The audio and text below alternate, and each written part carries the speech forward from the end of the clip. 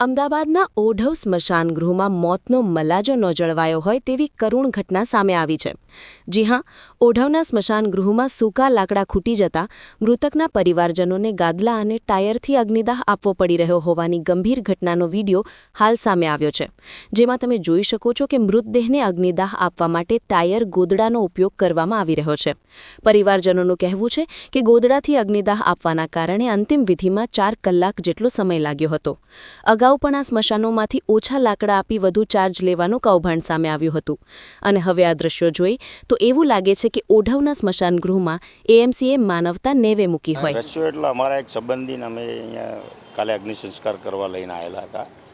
લાકડા બધા લીલા હતા। અમે લગભગ 2-2.5 કલાક અમારે બી મથ્યા અને અમારાથી પહેલાં એક લાશ બીજી બી બાજુમાં બળતી હતી। એ લોકોની બી એ લોકો કપડાં, પછી એક ગાદલું હતું, એ ગાદલું બી બાળી નાખ્યું।